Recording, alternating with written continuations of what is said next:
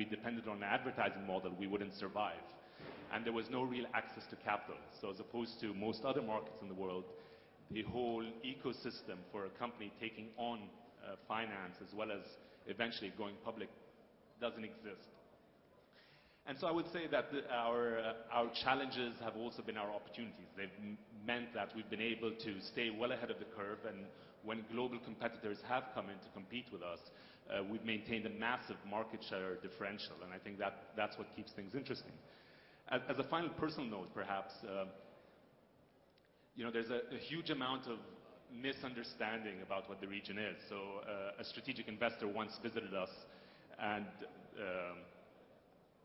we were talking about the Middle East, and we were talking about the United Arab Emirates, and his perception of the United Arab Emirates was as though it was the United States of America. He actually believed that the United Arab Emirates stretched from Morocco to Kuwait, and I had to explain that the UAE is a particular country which has a population of only 4 or 5 million people amongst the 280.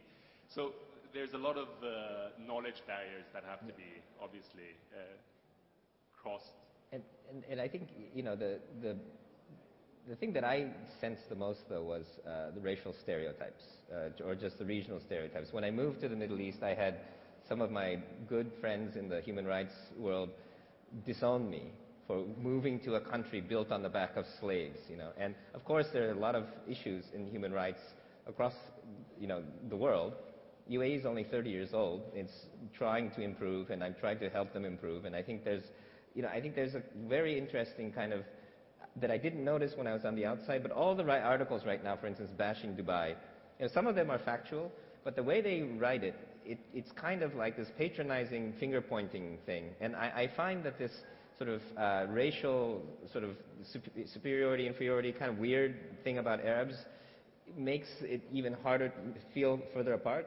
Further away, Japanese tend to actually be a little bit less of that, but they still have that. And I didn't notice it until I moved to the region. And then the other thing that's interesting is, I think, there's kind of a weird view, because on the one hand, they think of Dubai as like Las Vegas. But on the other hand, people, when they visit me, they said, oh, should I wear a headscarf? And I said, no, it's sort of in between those two extremes. And obviously, each country is different. My Syrian friend, got picked up by the police for getting a phone call from Israel. On the other hand, when I landed in Dubai, my first 2 entrepreneurs that I met were 2 Jews, Einstein and Lieberman, and so it's like, I think it's somewhere in between, and each country obviously is very different, and like Jordan is, very open for just about anyone. It's very Americanized, and we have Queen Rania talking tomorrow, and I think she'll really give the best example. I was talking to somebody doing communications, saying, do you think it's actually okay for the Queen to be tweeting? Because Queen Rania has the greatest tweets, and because maybe the Queen of England wouldn't do it. I said, that's why Jordan's cooler than the England, and like, anyway, but I think that this kind of like, a lot of the rulers are very tech savvy, they're very friendly to entrepreneurship, and I think, this is very important also to put kind of this human face to the Arab world, and I think Jordan has done a very good job with the whole family, approaching the U.S., but I think at the sort of the entrepreneur level, it's still not, there's no face yet, and also the other way around, So I think that a lot of especially when you get to kind of the kids in the Arab communities doing open source and stuff like that, they still don't have a direct connection, and I'm wondering. I think anyway. What do you think? It's important to remember first that for the most part, a lot of these Middle Eastern countries are very new. So if you look at the United Arab Emirates as an example, it's a country that gained independence in the 1970s.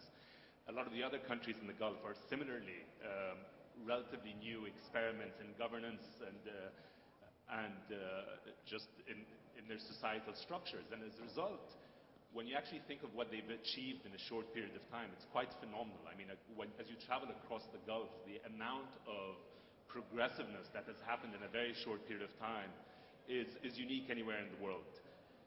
There's obviously, and everyone recognizes this, there's obviously a lot of room still for further advancement and growth, and that's an ongoing process, and we obviously in the region have a lot to learn.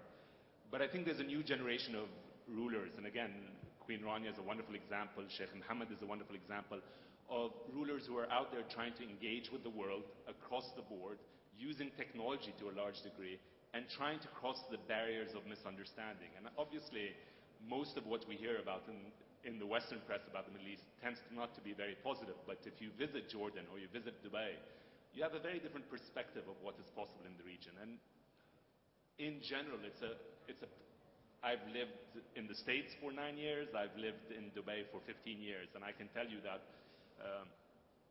Dubai has been a wonderful lifestyle for me, and I've enjoyed it tremendously. So. And you think you're moving back, right? Yes, to add to that, I think the UAE, you can look at it more of a startup with a lot of funding and and zip-zapping very quickly, which is good. So, if you look at the ecosystem in Silicon Valley, it took 50 years to develop. I'm expecting it in Dubai to develop in much faster time.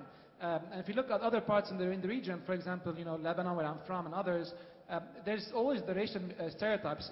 In the US, in Europe, I don't think there's any problem with that. But in the US, where, for example, there's plenty of stereotype. But the good thing is there's also willingness and hunger to learn and basically not be as before. And my investors, for example, I got the seed investors from the Silicon Valley. So because it was actually tough to find seed investors in the Middle East, which is another problem. But right now we're looking to move back, being closer to the market. And when are you moving? Hopefully the next 3 to 6 months. And one thing also, because people have been pinging me about it, and I want to ask your advice. Everybody's worried about me in Dubai. They read all these rumors, they hear all these stories. But to be honest, I was